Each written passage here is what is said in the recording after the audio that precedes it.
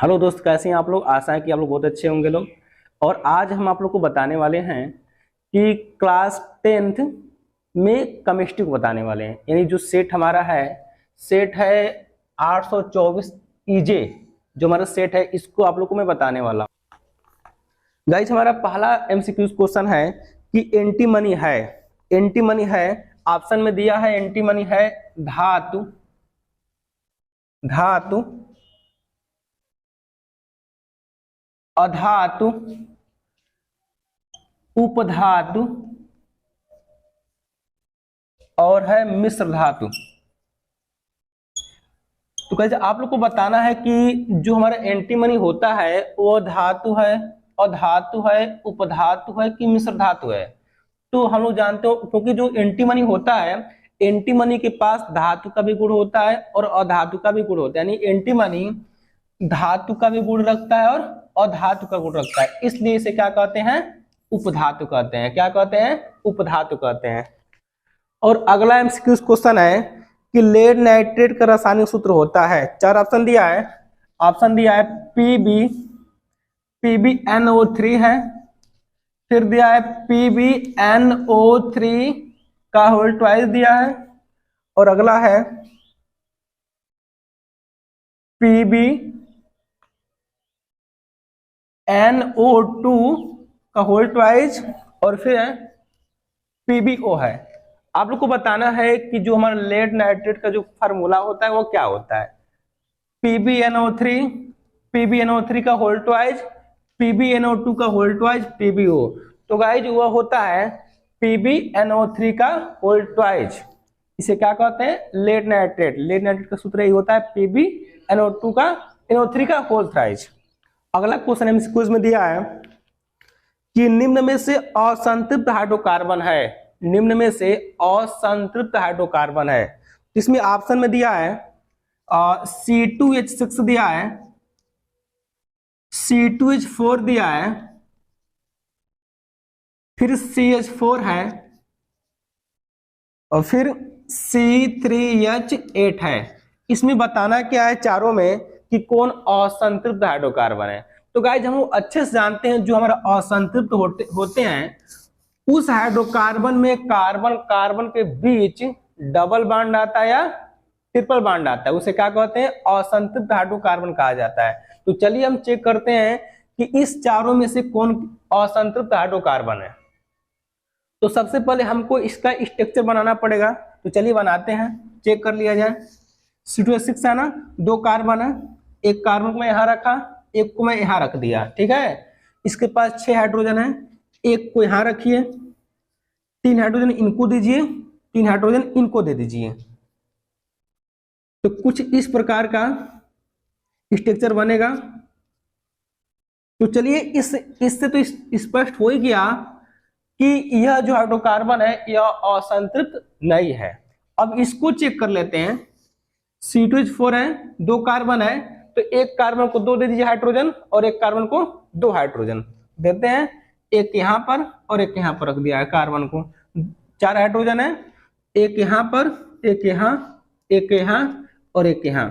चलिए बांड बना लेते हैं। तो बांड बनाएंगे तो इनके बीच हमेशा बांड सिंगल आता है। हम लोग जानते हैं कि कार्बन और हाइड्रोजन के बीच में हमेशा बांड कैसा होता है, एकल बांड होता है। तो मैंने बांड बना लिया। अब देखिए, और कार्बन की वैलेंसी कितनी होती है, 4 होती है। तो बांड कितना आएगा, डबल बांड आएगा। क्या आएगा गाइस, डबल बांड आएगा। तो अब देखिए इस हाइड्रोकार्बन में कार्बन कार्बन के सेंटर में बांड कैसा आ गया, डबल आ गया, है कि नहीं। तो इससे स्पष्ट होता है कि हाइड्रोकार्बन कैसा है, असंतृप्त हाइड्रोकार्बन होता है। अब इसमें अगला क्वेश्चन दिया है। अगला क्वेश्चन ये दिया है कि प्रोपेनल में क्रियात्मक समूह होता है। प्रोपेनल में क्रियात्मक समूह होता है, प्रोपेनल में क्रियात्मक समूह होता है। तो गाइस देखिए, ये जो प्रोपेनल हमारा कंपाउंड है, इसके नाम के अंत में क्या आ जा रहा है गाइस, अल आ रहा है। क्या आ रहा है, अल आ रहा है, इसलिए इसे क्या बोलते हैं, एल्डिहाइड समूह बोलेंगे। क्या बोलेंगे, एल्डिहाइड समूह। तो जिस क्रियात्मक समूह में, जिस यौगिक में क्रियात्मक समूह क्या मिल जाएगा, सिंगल बॉन्ड CHO समूह पाया जाता है, उस हाइड्रोकार्बन को क्या कहते हैं गाइस, एल्डिहाइड कहा जाता है। और एल्डिहाइड का आईयूपीएसी नाम क्या होता है? अल होता है। क्या होता है? अल। इसके नाम में क्या आता है? अल आता है। ठीक है, तो इसमें जो ऑप्शन दिया है वो पहला इसमें ऑप्शन दिया है, ऑप्शन है CHO समूह है। फिर और ऑप्शन जो दिया है वो C डबल बॉन्ड O है। फिर अगला ऑप्शन इसमें दिया है सिंगल बॉन्ड OH है। फिर इसमें अगला जो ऑप्शन है वो है सिंगल बॉन्ड COOH है। इसमें गाइस 4 ऑप्शन दिया है। तो ये तो हमारा क्या हो गया गाइस? एल्डिहाइड समूह हो गया। ये कौन समूह है? ये हमारा कीटोन समूह हो गया। ये कौन समूह है? एल्कोहल समूह है। ये कौन समूह है? एसिड समूह है। ठीक है गाइस, तो इसमें अगला क्वेश्चन दिया है कि एसिटिक अम्ल का आईयूपीएसी नाम होता है। तो चलिए चेक करते हैं कि एसिटिक अम्ल का आईयूपीएसी नाम क्या होता है। तो गाइस जो हमारा एसिटिक अम्ल होता है इसका जो रासायनिक सूत्र होता है वो कुछ इस प्रकार होता है, CH3COOH होता है। एसिटिक अम्ल का रासायनिक सूत्र क्या होता है? CH3COOH होता है। इसमें चेक करते हैं कि इसका जो आईयूपीएसी नाम होता है गाइस वो क्या होता है। तो चलिए हमारा सबसे पहला हमारा काम ये होता है कि हम यहाँ पर एसिड के कार्बन को, ये जो समूह है ये एसिड समूह है।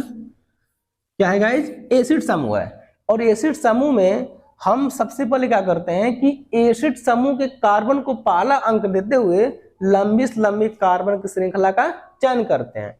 तो इसमें एक कार्बन है और 2 कार्बन है। तो 2 कार्बन को क्या बोलते हैं गाइस? क्या बोलते हैं 2 कार्बन को? एथ। क्या बोलते हैं? एथ। आज जब एसिड समूह आता है तो हमेशा नाम के अंत में क्या लगाते हैं? Oic acid. क्या लगाते हैं गाइस? ओइक। और बॉन्ड सिंगल है ना, तो एथ मतलब 2 कार्बन। अब क्या लगाएंगे? एन क्यों आता है? क्योंकि बॉन्ड सिंगल है।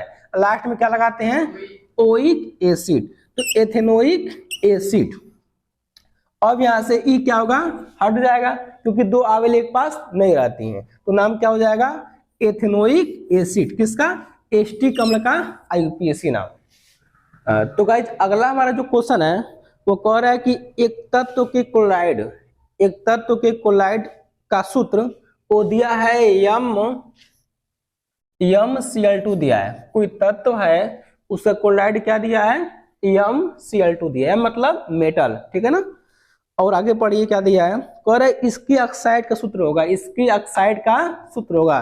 गाइस 4 ऑप्शन दिया है। पहला ऑप्शन हमारा यह दिया है कि MO2 है, अगला है MO है, और अगला M2O3 है, और नेक्स्ट जो दिया है वो M2O है। तो चलिए गाइस हम पता करते हैं कि यहाँ पर जो हमारा ऑक्साइड का सूत्र होगा वो क्या होगा। तो गाइज हमको इससे यह निष्कर्ष निकलता है, इससे हमें यह स्पष्ट होता है कि यहाँ पर मेटल है और यहाँ पर जो 2 नंबर है इसका मतलब क्या हुआ कि इस मेटल का क्या है? चार्ज है। यानी कह सकते हैं कि जो यहाँ पर धातु है इस पर चार्ज कितना है? 2 है। क्या है? 2 है। तो हम मान लेते हैं कि यहाँ पर जो हमारा मेटल है इस पर चार्ज क्या है? 2 है। तो इस मेटल का क्या बनाना है? हमें रासायनिक सूत्र बनाना है ऑक्साइड के थ्रू। तो यम पर 2 चार्ज है, मैंने मान लिया कोई मेटल इस पर चार्ज क्या है? 2 है। ठीक है ना। और इसका हमें क्या बनाना है? ऑक्साइड बनाना है। तो इस पर चार्ज क्या आता है? ऑक्साइड पर 2 आता है। 2 तो कैंसिल हो जाएगा, तो सूत्र क्या बनेगा हमारा? MO बनेगा। यानी कह सकते हैं कि यहाँ पर इस क्वेश्चन में जो धातु का ऑक्साइड बनेगा वो क्या होगा? MO प्रकार का होगा। कैसे होगा? क्योंकि यहाँ पर जो 2 संख्या दिखा रहा है, ये 2 का मतलब क्या हुआ? इस मेटल का चार्ज। अब इसमें इस पर 2 चार्ज है, तो यानी वो क्या बनेगा हमारा? MO बनेगा। ऐसे का जैसे मैं बात करूं कि सपोज करिए कि जो हमारा क्लोराइड है MCl3 प्रकार का है और कह दे कि इसका ऑक्साइड बनाइए, तो ये 3 का मतलब क्या हुआ गाइज? इस पर चार्ज, यानी मेटल का क्या है? चार्ज है। क्या है गाइज? चार्ज। यानी M पर कितना चार्ज? 3 plus charge. तो गाइज और हमें बताना क्या है कि इसका ऑक्साइड बनाना है। तो हम जानते हैं इस पर चार्ज कितना होता है? 2 होता है। तो फार्मूला क्या बनेगा? यहाँ 3 हो जाएगा, यहाँ नीचे 2 हो जाएगा। इसका नंबर मैंने यहाँ लिख लिया और इसका नंबर मैंने यहां लिख दिया, तो क्या बनेगा फार्मूला, M2O3 प्रकार का क्या बनेगा, ऑक्साइड बनेगा। तो गाइस हमारा राइट आंसर कौन सा होगा, MO होगा। अगला इसमें क्वेश्चन दिया है कि निम्नलिखित यौगिक के संरचना सूत्र लिखिए, निम्नलिखित यौगिक के संरचना सूत्र लिखिए। इसमें पहला दिया हमारे ए पॉइंट में जो क्वेश्चन दिया है वो क्या दिया है, मेथेनल, मेथेनल क्या है गाइज, मेथेनल। अब देखिए यहां पर मेथ मतलब क्या हुआ, एक कार्बन, क्या हुआ गाइज, एक कार्बन। इसमें क्या है गाइज, ऑल समूह है, यानी एक ही कार्बन है, यानी एल्डिहाइड समूह है, यानी CHO है ना। ये हमारा क्या होता है, एल्डिहाइड का क्रियात्मक समूह होता है, लेकिन हमें एक ही कार्बन को रखना है और इसमें एल्डिहाइड में ऑलरेडी एक कार्बन होता है, यानी हम यहाँ पर क्या रखेंगे, H रखेंगे। क्या रखेंगे गाइस, या चीज को ऐसे लिख सकते हैं, चाहेंगे तो HCHO भी लिख सकते हैं। ये हमारा क्या हो जाएगा, इसका संरचना सूत्र बनेगा, किसका, मेथेनल का। अगला इसमें क्वेश्चन दिया है प्रोपाइन, बी पॉइंट में दिया है प्रोपाइन, PROPYNE, प्रोपाइन। प्रोपाइन का क्या पूछ रहा है, संरचना सूत्र पूछ रहा है। तो कैसे बनेगा, अब देखिए, अब प्रोप मतलब क्या हुआ गाइस, 3 कार्बन, क्या हुआ, 3 कार्बन का चयन, इसके नाम में क्या आ रहा है, आयन। यानी कहने का मतलब क्या है कि आयन मतलब होता है त्रिबंध, और त्रिबंध हमें कहीं ना कहीं एडजस्ट करना होगा। तो चलिए हम एडजस्ट करते हैं, यानी यह तो त्रिबंध यहाँ लगाइए, अब चाहे यहाँ लगाइए, कहीं भी लगा सकते हैं, त्रिबंध लगा लेते हैं। 1 2 3, मैंने 3 का लगा लिया, बाण लगा लिया। अब हमें हर कार्बन की वैलेंसी को क्या करना है, पूरा करना है। तो चलिए पूरा करते हैं। अब इस कार्बन की वैलेंसी कितनी हो गई, 3 है, इधर से अटैच कर लिया, इसका 4 पूरा हो गया। इसके पास एक भी नहीं H है, लेकिन वैलेंसी कितना है, 3 है, यानी यहाँ पर क्या करेंगे, एक H को रख लेंगे। तो इस कार्बन की वैलेंसी क्या हो गई, पूरा हो गई, इसका भी पूरा हो गई, और इसका क्या करना पड़ेगा, इसके पास एक ही बांड है, तो कितना रखना पड़ेगा, हाइड्रोजन 3, कितना रखना पड़ेगा, 3। अब ऐसे कंडीशन में अब इसका भी हमारा 4 पूरा हो गया, इसका भी 4 पूरा हो गया, और इसका भी 4 पूरा हो गया, यानी कह सकते हैं कि जो हमारा प्रोपाइन है इसका जो रासायनिक सूत्र होगा वो क्या होगा, CH3 सिंगल बांड C, फिर त्रिबांड CH, ये हमारा क्या होगा, प्रोपाइन का रासायनिक सूत्र हो जाएगा। ऐसे अगला क्वेश्चन देखिए, अगला क्वेश्चन है पेंटेनोन 3, क्या कह रहा है, पेंटेनोन 3, पेंटेनोन 3, इसको हम इसको ऐसे भी लिख सकते हैं, पेंट N3 ऑन भी इसको लिखा जा सकता है। तो गाइस हमें बनाना क्या है, हमें बनाना इसका स्ट्रक्चर बनाना है। तो कैसे बनेगा, अब देखिए पेंट मतलब कितना हुआ, 3, पेंट मतलब कितना हुआ, 5 कार्बन। तो चलिए 5 कार्बन को रखते हैं, 1 carbon, 2 carbon, 3 carbon, 4 carbon, 5 carbon, मैंने 5 कार्बन को एडजस्ट कर लिया, ठीक है ना। अब देखिए इसमें आ रहा है ओन, क्या रहा है गाइज, ओन। ओन का मतलब क्या हुआ, कीटोन। और कीटोन का जो गाइज क्रियात्मक समूह होता है वो कुछ इस प्रकार होता है, ठीक है। या आप इसको ऐसे भी लिख सकते हैं, आप इसको ऐसे भी लिख सकते हैं, हमारा क्या है गाइज, कीटोन का क्रियात्मक समूह है। तो चलिए, यानी इसमें देखिए पेंटेन हो गया, ठीक है ना, 1 carbon, 2 carbon, 3 carbon, 4 carbon, 5 carbon. अब देखिए यहाँ पर बांड यहाँ आ रहा है एन, पेंट के बाद क्या आ रहा है, एन आ रहा है, एन का मतलब क्या हुआ, सिंगल बांड। तो हम बांड लगाएंगे, single bond, single bond, single bond, single bond, यानी एकल बंध, है ना। अब देखिए तो अब तीसरे नंबर वाले कार्बन से क्या अटैच हमारा है, ओन, यानी क्या अटैच है, कीटोन। तो अटैच करिए, 1 कार्बन, 2 कार्बन, 3 कार्बन। तो यहाँ पर क्या होगा, क्या अटैच करेगा, कीटोन। क्या होगा, कीटोन। अब इतना करने के बाद अब जितना कार्बन है सभी कार्बन की वैलेंसी को पूरा कर लेते हैं, बॉन्ड लगाकर या हाइड्रोजन को बढ़ाकर।